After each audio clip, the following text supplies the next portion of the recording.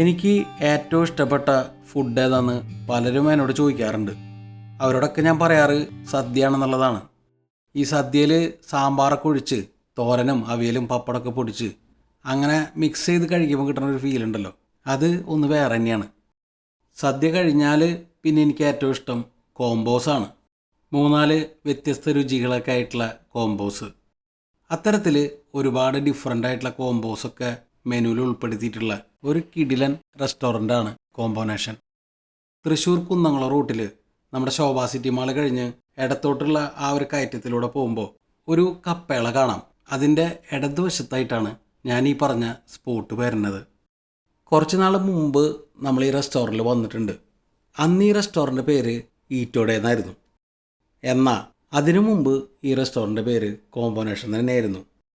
ഇപ്പോൾ ഈറ്റോടെ എന്നുള്ള പേര് മാറ്റിയിട്ട് വീണ്ടും ആദ്യത്തെ പേരായിട്ടുള്ള കോമ്പോനേഷൻ എന്നുള്ള പേരിലേക്ക് തിരിച്ചു വന്നിരിക്കുകയാണ് ഇവർ. പേര് മാത്രമല്ല, മെനുവിനുള്ള ഐറ്റംസും ഒക്കെ ഒന്ന് അപ്ഡേറ്റ് ചെയ്തിട്ടുണ്ട്. അങ്ങനെ ഇന്ന് ഞങ്ങൾ ഇവിടെ നിന്ന് 1-2 ഡിഫറെൻ്റ് ആയിട്ടുള്ള ഐറ്റംസ് ട്രൈ ചെയ്യാമെന്നാണ് വിചാരിക്കുന്നത്. അതിലാദ്യം വന്നത് കപ്പത്താലാണ്. കപ്പത്താലം എന്ന് പറയണത് 2 ഫ്ലേവറിലുള്ള കപ്പ, വെള്ളയുണ്ട് മഞ്ഞയുണ്ട്. അതിൻ്റെ കൂടെ നല്ല അയിലക്കിട്ടുള്ള ഫിഷ് മസാലയും ചിക്കനും ബീഫും ഇതൊക്കെ പോരാണ്ട് ചെമ്മീൻ പൊതിയുണ്ട്. എല്ലാം കൂടി കണ്ടപ്പോൾ ദീപു വളരെ ഹാപ്പിയായി. അമ്മ വെജ് ആയതുകൊണ്ട് കപ്പ മാത്രം കുറച്ച് സെൻറ്ററിൽ നിന്ന് എടുത്ത് കഴിച്ചു. അമ്മയ്ക്ക് വളരെ ഇഷ്ടമായി.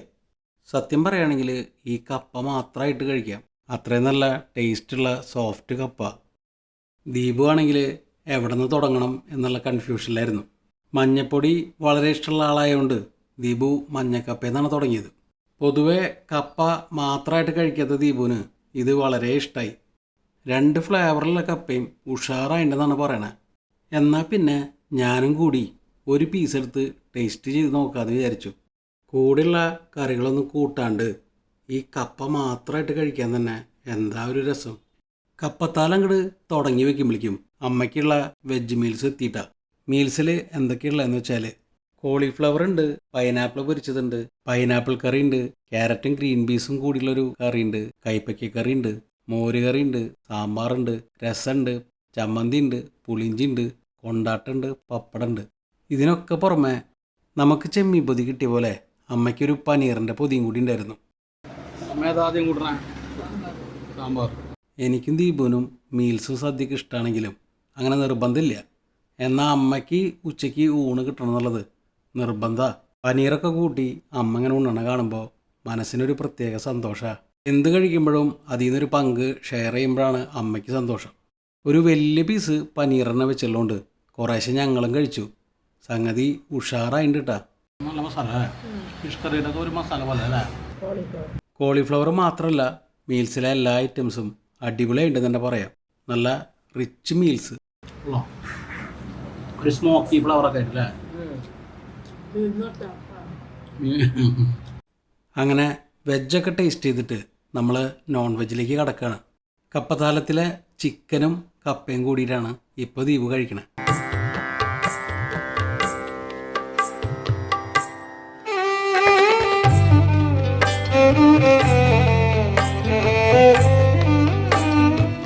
ചിക്കനും ബീഫും ഫിഷ് മസാലയും ഒരു രക്ഷയുണ്ടായിരുന്നില്ല. അടിപൊളിയുണ്ട്.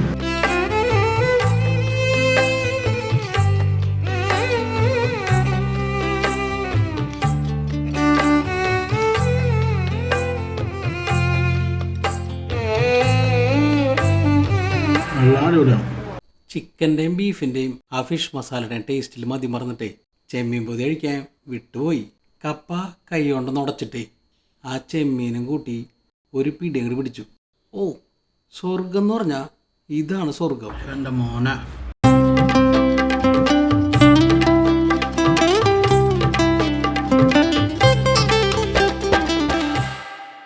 അടിപൊളിയാണല്ലേ ദീപം.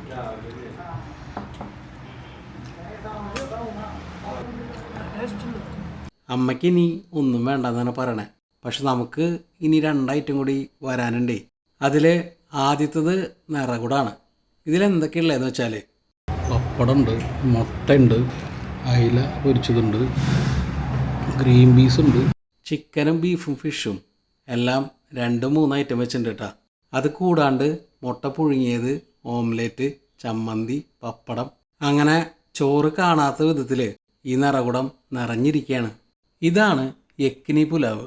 ഇതൊരു നോർത്ത് ഇന്ത്യൻ ഡിഷാണ്. സാധാരണ പുലാവിൽ നിന്ന് വ്യത്യാസമായിട്ടേ മീറ്റിൻ്റെ സ്റ്റോക്കിലാണ് ഇത് വേവിച്ചെടുക്കണേ. ഇതിൻ്റെ കൂടെ സലാഡും മയണൈസും ഉണ്ട്. സാധാരണ കഴിക്കുന്ന ഫുഡിൽ നിന്ന് വ്യത്യാസമായിട്ട് ഇങ്ങനത്തെ ഫുഡ് കിട്ടിക്കഴിഞ്ഞാൽ നല്ല ഇഷ്ടമായില്ലേ. പിന്നെ ദീപുവിൻ്റെ ഒരു സന്തോഷം അത് കാണേണ്ട തന്നെയാണ്. അപ്പോൾ ദീപുവിന് യക്കിനി പുലാവ് അങ്ങോട്ട് കൊടുത്തിട്ട് ഞാൻ നമ്മുടെ നിറകുടത്തിൽ നിന്ന് ഒരു കഷ്ണം ബീഫ് ഫ്രൈ അങ്ങോട്ട് എടുത്തു. വീട്ടിലെ ബീഫ് ഫ്രൈയുടെ ദീപം ടേസ്റ്റ് കാരണേ പറയാൻ വാക്കുകൾ കിട്ടുന്നുണ്ടായിരുന്നില്ല. അത് കഴിഞ്ഞിട്ട് നെക്സ്റ്റ് ട്രൈ ചെയ്തത് ചിക്കൻ ഫ്രൈ ആണ്. അതും ഉഷാറായിട്ടുണ്ട്. ഓരോ ഐറ്റംസും അതിൻ്റെ തനതായ രുചി നിലനിർത്തിയിട്ടാണ് ഇവർ ഈ നിറകുടം അങ്ങോട്ട് നിറച്ചിട്ടുള്ളത്. അയല പൊരിച്ചതിൽ നിന്ന് ഒരു പീസ് അങ്ങോട്ട് കിള്ളിയെടുത്തു. ചിക്കനും ബീഫും പോലെ അതും ഉഗ്രനായിട്ട് കേട്ടാ. നല്ല അടിപൊളി ടേസ്റ്റാണ് ചട്ടി. ഇനി ചോറുണ്ട് തുടങ്ങണം. അതിനായിട്ട് മേലുള്ള ഐറ്റംസൊക്കെ ഒരു പ്ലേറ്റിലേക്ക് മാറ്റി. സത്യത്തിൽ ഈ ഒരു നിറകുടം ഇവർ ഉദ്ദേശിച്ചുള്ള 2 പേർക്കാണ്. അത്രയും ക്വാണ്ടിറ്റി ഉണ്ട്. മീൻ വറ്റിച്ചതിൻ്റെ ചാറ്, അതിൻ്റെ കൂടെ ഒരു കഷ്ണം ബീഫ് ഫ്രൈയും കൂട്ടി. ഇപ്പോഴാണ് സംഗതിയൊക്കെ അങ്ങോട്ട് ഉഷാറായത്. 2 പിടി കഴിക്കുന്നതിൻ്റെ ഇടയിലാണ് വേറൊരു ഐറ്റം എൻ്റെ കണ്ണിൽപ്പെട്ടത്. എന്താണ് ഐറ്റം എന്ന് ഒരു പിടിയും കിട്ടണില്ല, എന്നാൽ നല്ല ടേസ്റ്റും ഉണ്ട്. അച്ചാറത് പപ്പായയുടെ അച്ചാർ ആദ്യമായിട്ട് ഞാൻ ട്രൈ ചെയ്യുന്നുണ്ട്. അമ്മയ്ക്കുണ്ടല്ലേ ശരിക്കൊരു കറി പോലെ തോന്നിയ പെട്ടെന്ന്. അച്ചാറിൻ്റെ ഒരു ടേസ്റ്റും ഉണ്ട്. അടിപൊളിയുണ്ട് കേട്ടോ.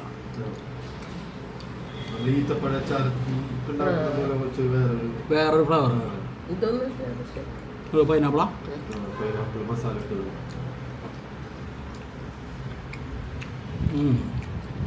ചെറുതായിട്ട് റോസ്റ്റ് ചെയ്ത പോലെ ഒക്കെ വെറൈറ്റി സാധനങ്ങളാണ്. അടിപൊളിയുണ്ട്. ദീപു അവിടെ യക്കിനി പുലാവ് വളരെയധികം ആസ്വദിച്ച് കഴിച്ചുകൊണ്ടിരിക്കുകയാണ്.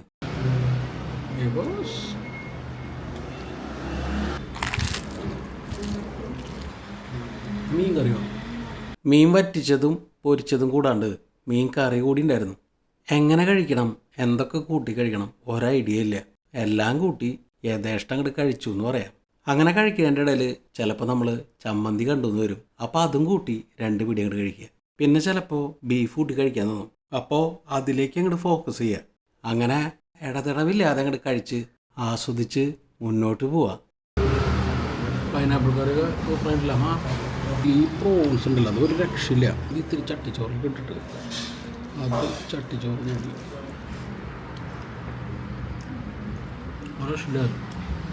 തൽക്കാലം എൻ്റെ നിറകുടം എൻ്റെ പൊന്നും കുടത്തിന് കൈമാറിയിട്ട് അവിടെ നിന്ന് ആ യക്കിനി പുലാവ് ഞാനിങ്ങോട്ട് വാങ്ങി. മുട്ടയുടെ 2 കഷ്ണം വെള്ളമല്ലാണ്ട് ചിക്കൻ്റെ പൊടി പോലും ആ പ്ലേറ്റിലുണ്ടായിരുന്നില്ല. റൈസ് വേവണത് മീറ്റിൻ്റെ സ്റ്റോക്കിലായതുകൊണ്ടേ അതിൻ്റെ ഒരു ഫ്ലേവർ നന്നായിട്ടുണ്ടായിരുന്നു. ഒരുപാട് സ്പൈസി ആവാണ്ട് അരോമാറ്റിക് ഫ്ലേവേഴ്സിൻ്റെ ഒരു പ്രസൻസ് കൊണ്ട് മനസ്സ് നിറയ്ക്കുന്ന ഒരു പുലാവാണ് യക്കിനി പുലാവ്. കളിക്കണ്ടല്ലേ. അങ്ങനെ ഞാൻ യക്കിനി പുലാവും ദീപു നിറകുടവും തീർക്കണതിൻ്റെ ഉള്ളിൽ കറക്റ്റ് ടൈമിൽ നമ്മുടെ ഡ്രിങ്ക്സും എത്തി.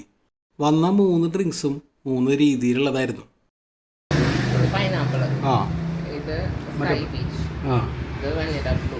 ഓക്കെ.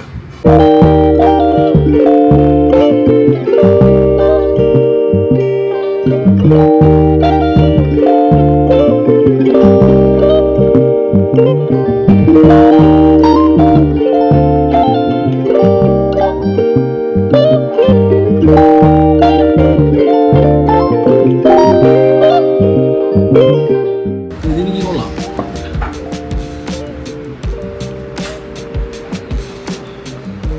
എൻ്റെ ഫ്ലേവർ എനിക്ക് എത്ര കണ്ട് സുഖമായില്ല കേട്ടോ. ദീപം എനിക്ക് അത് രണ്ടും ഇഷ്ടമായില്ലേ. എനിക്ക് അല്ല മൊയ്ത്ത പോലത്തെ സംഭവം എനിക്ക് ഇഷ്ടമായി.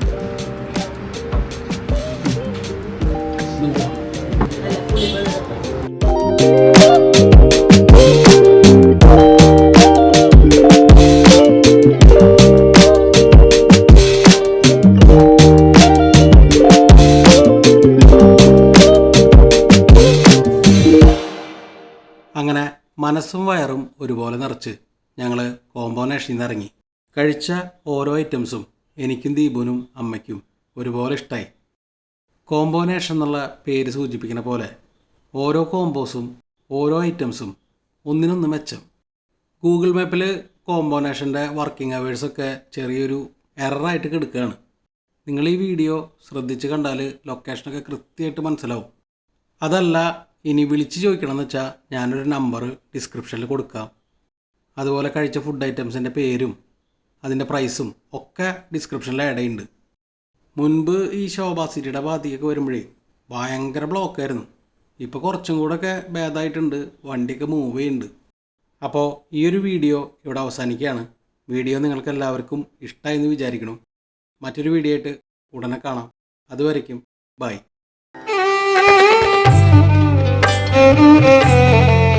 Thank you.